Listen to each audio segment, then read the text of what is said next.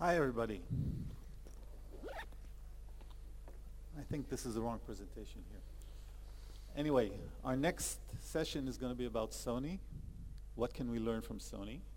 And it's divided into two separate sessions. The first one, we're going to have a speak by one of our distinguished guests here, Bruce Schneier, which I'll introduce in a second.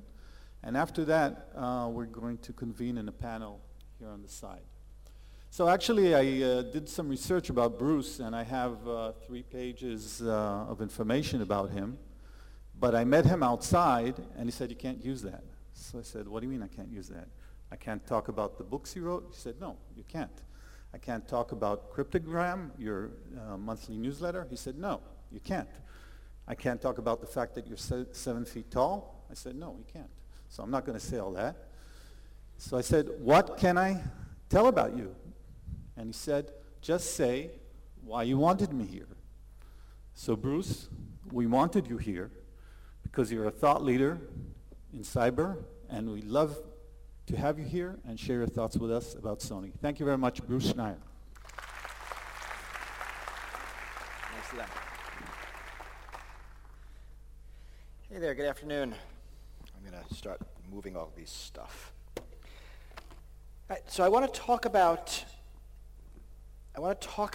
cyber attack in the 21st century, and I want to start by talking about Sony, because I think the Sony attack of late last year really illustrates a lot of the problems and challenges with cyber attack moving forward.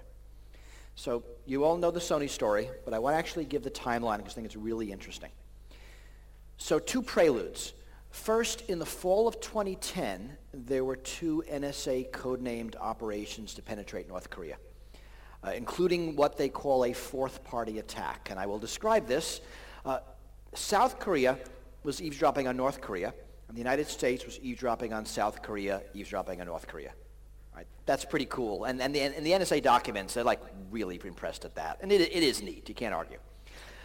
The other prelude, June of last year, there actually was a threat by North Korea to Sony if it released the movie The Interview.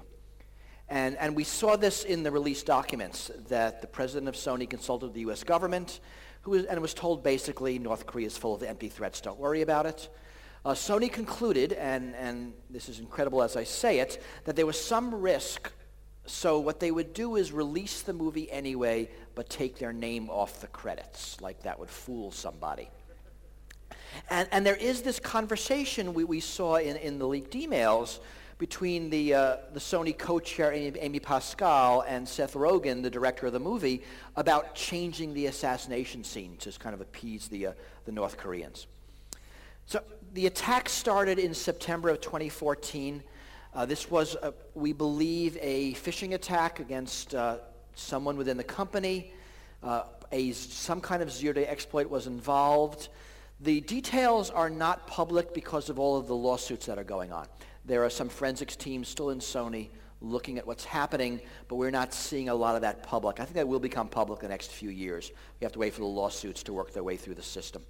Anyway, the attack was undetected by Sony.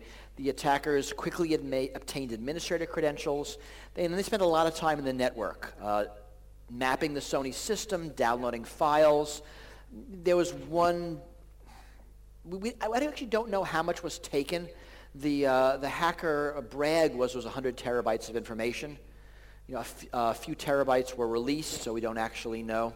But they spent a lot of time downloading files, planning their attack, very careful, very patient. The public attack began on November 24th, and this was, in the morning, the destruction of the hard drives and servers, both done to destroy data and for the attackers to cover their tracks. And here's where the attackers made their first mistake. When they started deleting data off the computers, a picture of a skull and crossbones appeared. So here's a little tip for you. If you're going to erase someone's data, put the scary picture on after you're finished, because any smart user immediately yanked the plug, and thereby saving a lot of data. Also, there are some people who weren't at work, didn't turn their computer on, but a lot of data. Sony lost a lot of data. I guess, fortunately, the hackers had a backup. Unfortunately, they published it. On that same day, November 24th, there was a Reddit post attributing the attack to the Guardians of Peace. This is an organization that nobody had ever heard of. The initials, of course, were the same as a major U.S. political party. There was no connection, but that confused people for a while. No motive was given. In the initial announcement, they just said, "This is us." They didn't say anything about anything. And within the United States government, work on attribution began immediately. Both from their extensive firewalling in the United States. A couple of weeks ago, we learned about that. All of the detection systems they have around the United States, their forensics evidence, and whatever they have from their implants around the world. November 26th, this is the first publication. 4 previously unreleased movies show up on BitTorrent. This is the first inkling that this attack is about more than deleting data. Again, no linking to North Korea, to the movie. The first time in public someone talked about the possibility that North Korea was behind this was on December 1st. And that was a link between the attack and the movie. It was made by a U.S. news organization, NBC News. So nothing from the attackers. December 1st, we saw the first major leak of Sony data. 26 gigabytes, including employee data, executive salaries, and we're starting to see news reports. So about these attacks, that the attackers very much curated the data they were releasing. They released it over the course of several days and weeks, and trying to put interesting details out there that will embarrass Sony. And executive salaries are embarrassing, especially if you pay your women less than your men, and that was news. December 3rd, a second major link, including security search, passwords, payment information, accounting information. Another security tip, do not put your passwords in a clear text file marked passwords. You just look dumb. December 7th, budgets, financial reports, banking statements, license agreements, employee contracts. Again, information about what Sony was paying its stars, and we had another gender gap. So a lot more details that the news media liked. December 8th was the email leak, and you might remember the stories of the emails by the Sony executives insulting their stars, insulting the U.S. president. Also on December 8th, we had the first message from the Guardians of Peace linking the attacks to the movie. This is 1 week after the media did it, and lots of speculation. And I'll read the quote: "Stop immediately showing the movie of terrorism which can break the regional peace and cause the war." Okay, so, not great grammar, not native English speakers. The next day, the United States Director, FBI Cyber Division, says there's no attribution to North Korea at this point, dampening down speculation. December 10th, 13th, 14th, 16th, more leaks of data. Also on December 16th, we had what was believed to be an explicit terrorist threat about the movie. The quote, "Remember the 11th of September 2001. Not really explicit, but at this point we had movie theaters not wanting to show the movie. They're actually afraid that there would be something. December 19th, 3 weeks after the initial public attack, we finally have something out of the FBI. I'm going to read the quote. "As a result of our investigation and in close collaboration with other U.S. government departments and agencies, the FBI now has enough information to conclude that the North Korean government is responsible for these actions." Right, so the FBI says North Korea. President Obama also makes a statement, and he talks about, what does he say? "We cannot have a society in which some dictator someplace can start imposing censorship here in the United States." And the security community basically doesn't believe him. There's widespread distrust.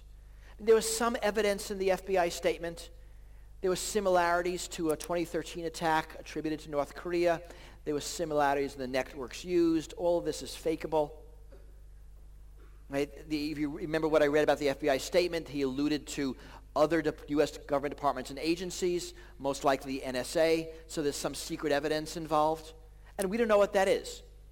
Right? Did the NSA actually see the attack happening? Did they see the planning? I mean, they might have recorded phone calls discussing the plan. In my fantasies, they actually had a copy of Kim Jong-un's sign-off on the memo, right, saying, "Let's do this." We didn't know then, we know now that the intelligence was partially based on a human source inside the North Korean government. Anyway, at the time, there were many skeptics. Mark Rogers of Cloudflare posted some really well-thought-out, well-written rebuttals. I wrote skeptical essays. I mean, a lot of reasons why we didn't think it was North Korea. One, it didn't make sense. Why would North Korea do this over a movie? Right, Sony had a vested interest in it being North Korea. If you think about all of their lawsuits, if there's a force majeure clause, they can claim that this is an act of war, an act of a foreign power. Suddenly they're saving themselves a lot of liability. Alternative theories, there were lots of them. The most primary one was hackers. That's what most of us believed. I mean, Sony's been a company everyone's loved to hate since 2005. And the last time this kind of thing happened was in 2010. The target was a U.S. company called HB Gary Federal, and the perpetrator were the hackers Lulzsec. Right? So the previous time this happened, it was hackers. Someone did a linguistic analysis of the Guardians of Peace messages, and they implied a Russian speaker. There was a disgruntled insiders theory. Some people thought it was unaffiliated North Korean nationals. We see a lot of that. I call them cyber militias. You see a lot of that out of China, out of Russia. Not people within the government, but other people trying to help. The Syrian Electronic Army is an example of that. December 22nd, 23rd, North Korea was a victim of a DDoS attack. Some people thought this was the United States. The United States immediately said this isn't us. We don't know what happened. Certainly North Korea's links to the internet are tenuous on the best of days, so it certainly could have been natural. January 2nd, though, is when the administration did impose sanctions on North Korea in response to this attack. I actually don't know what that means. North Korea is already the most heavily sanctioned nation on the planet. There actually isn't a lot left to do to them, but we did something. January 7th, so a few weeks after the FBI announcement, the FBI Director James Comey is at an event in New York. He's at Fordham University. And he talks more about the attack. He gives more evidence. He talks about how the attackers got sloppy and didn't do well hiding their tracks. He says a couple other things. Again, the skeptics are not convinced. Mark Rogers writes another blog post. I write something else. It's just implausible that North Korea did it. I mean, fast forward to end of January, what really convinced me finally was a New York Times article by David Sanger, who's actually in country. I don't know if he's in the room, where he really talked about the progression of what happened within the administration to identify the North Koreans and the process. Forensic investigation continues to this day. Lawsuits continue to this day.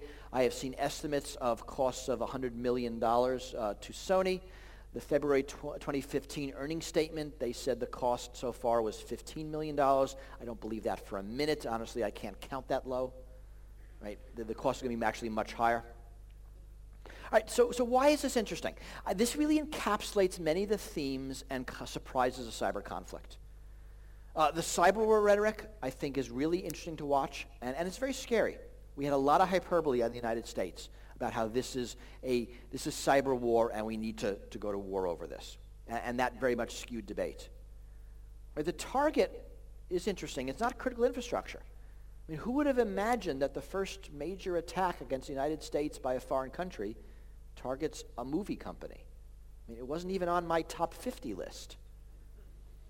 And the objective isn't theft. It's destruction. It's coercion. So it's very different. And really, we are all vulnerable to this sort of thing.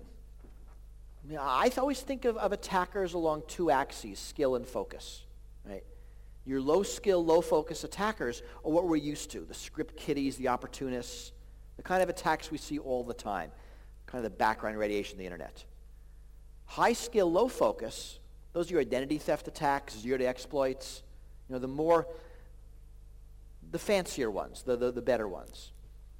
Low skill, high focus is traditional targeted attacks. High skill, high focus is APT, advanced persistent threat.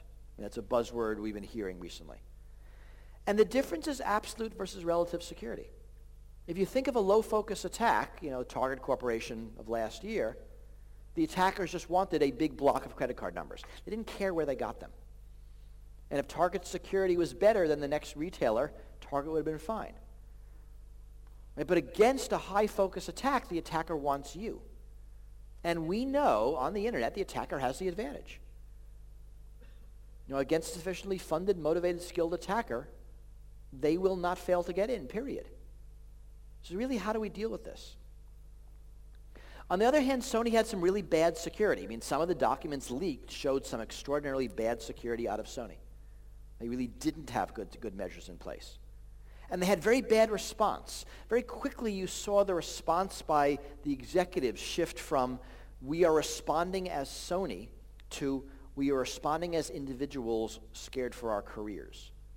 It's sort of interesting to see that transition, because there wasn't a coherent response plan. And they had no real way to figure out what to do or even what happened, because the network was so badly destroyed.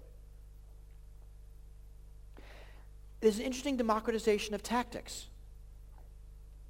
The cyber war rhetoric says we're fighting a cyber war, but that's not true. What's really happening is we're increasingly seeing warlike tactics used in broader cyber conflicts. Technology spreads capability. And while you used to be able to determine by the attacker by the weaponry, right, if in the real world we walked outside and saw a tank, we would know the military was involved, or some military, because only militaries have tanks. That doesn't work in cyberspace. Everyone uses the same tactics, the same techniques, the same tools. It's amazing, but we are actually having a legitimate debate about whether a cyber attack was the result of a foreign power with a $20 billion military budget or two guys in a basement somewhere. Right? That is a reasonable topic of discussion. That's not ridiculous. Recently, late last year, the hacker group Anonymous offered to take out ISIS for us. Now, good for them, but what? How is that even a plausible thing to say? Or in 2010, another arm of Anonymous warned NATO not to mess with it. Like regular people don't get to warn NATO. That's not the way the world's supposed to work. But in cyberspace, we are having this blending of nation-state and non-nation-state actors. And more of this politically motivated cyber attack. And politics is very broad here, against nationalistic, ethical, religious, against corporations, governments, institutions, individuals. And this means attack attribution is hard. Right? I will compare two local incidents. In 2006, Israel attacked a nuclear power plant in Syria, did it with planes and bombs. The thing about that attack is the Syrians could look up, see the planes, and they know who did it. 2010, U.S. and Israel attacked Iran with a cyber weapon, with Stuxnet. Unless one of you guys called up Iran didn't know who did it. That's very different. It's difficult to attribute attacks on the internet. Packets don't come with return addresses. It's easier to hop through other places. You don't have this same geography that you have in the real world. And when we manage to attribute attacks, it can take weeks. It took 3 weeks before the U.S. was able to announce that North Korea attacked Sony. Right? You want to get this right because there are huge problems with potential misattribution. So we have this arms race going on between attribution and deception. How do we figure out who did it? How do we hide who did it? 2012, the U.S. Secretary of Defense said in public, he said, the U.S. has made significant advances in identifying the origins of cyber attacks. Now, we don't know what that means. We don't know if the NSA has some new technology. Kind of doubt it.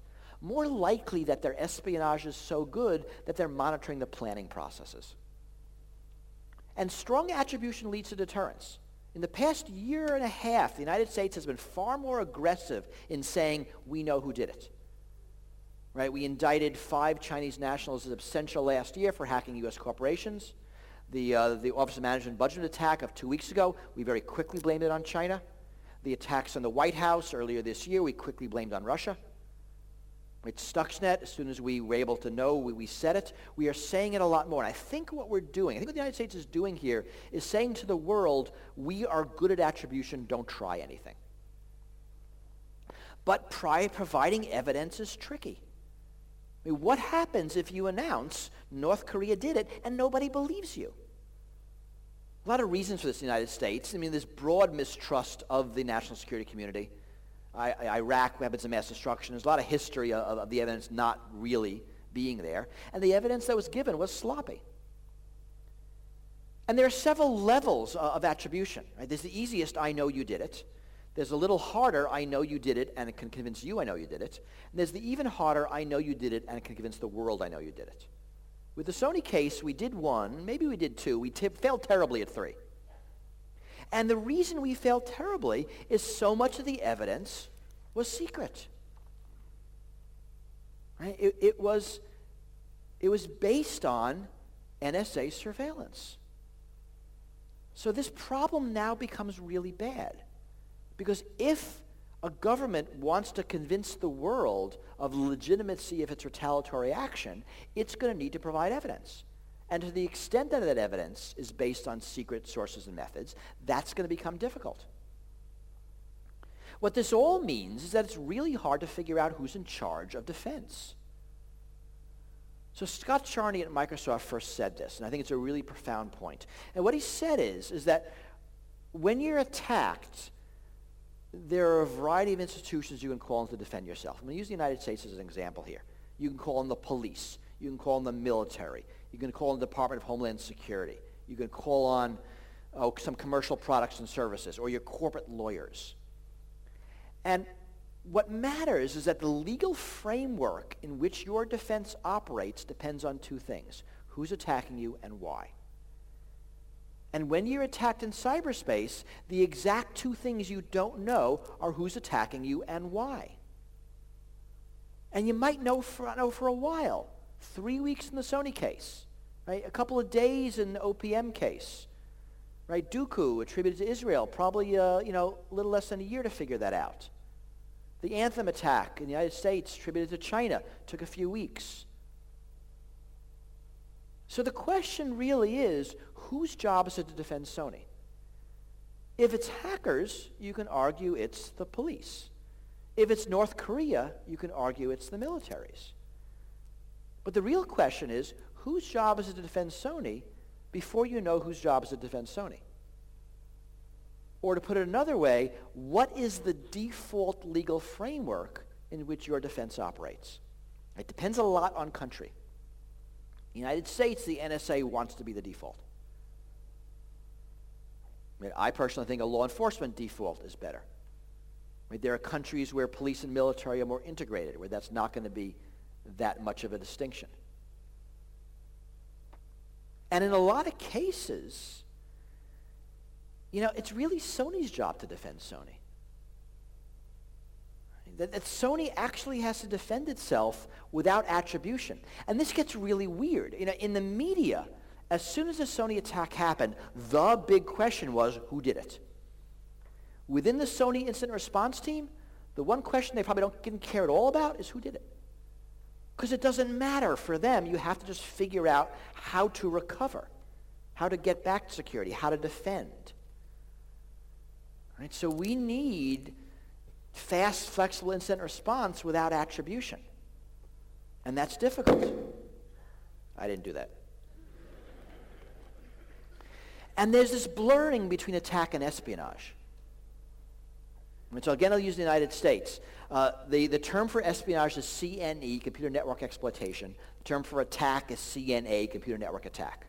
CNE is the job of the NSA, and it's under a set of legal rules. CNA is a separate branch of the government, branch of the military, U.S. Cyber Command. Completely separate set of rules. And so from a policy perspective, these two are very far apart. Technically, though, they're very close, which is why in the United States, both CNE and CNA, both the NSA and U.S. Cyber Command, are headed by the same general. Used to be Keith Alexander, who I believe was speaking here. Now it's Admiral Rogers. Right? And they're in the same buildings at Fort Meade. Because as a techie, you know that in either of these things, there are an enormous number of steps. Think of Sony. Of getting in, of reconnaissance, of getting privileges, doing all that work. And that's all the same except the very last step, which is either copy star or delete star.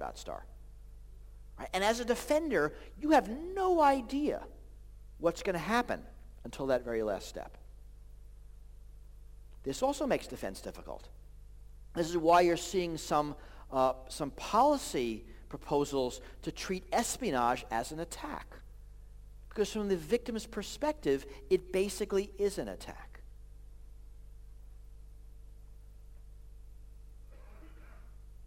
Now, there are three basic types of attackers when you're talking about governments here. I think it's important to distinguish with them. There's what I've been calling APT, and that are the major governments of the world with cyber attack capabilities. I think of U.S., U.K., China, Russia, Israel, some other European countries, maybe down to India, Pakistan, some of the BRIC countries. Under that, you have customers that buy cyber weapons off the shelf from cyber weapons arms manufacturers. So we know something about those companies, and there you have the governments of Ethiopia and Azerbaijan and Syria and Saudi Arabia. They're buying off-the-shelf components. Then under that, you have the cyber militias, which are basically people either working for the government or just tolerated by the government who are using hacker tools. Right? A lot of stuff Syria does is just based on normal criminal hacker tools. They're just repurposing them. You might have more than one operating in tandem. China does APT and also has a cyber militia. And then below that, you have all of the non-nation state actors, ranging from criminals to nationalistic, this kind of politically motivated hacking, doing things for a variety of reasons, sometimes writing their own tools, most often using tools that are out there. So this is where we are in the 21st century. My fear is that we're in the early years of a cyber war arms race, that we're seeing a large buildup of cyber attack capabilities by a variety of countries. And like the previous arms race, there's not a lot of defense. That attack is easier than defense. Is a phrase I hear in the United States way too often, is that the best defense is a good offense. It's actually not true. The best defense is a good defense.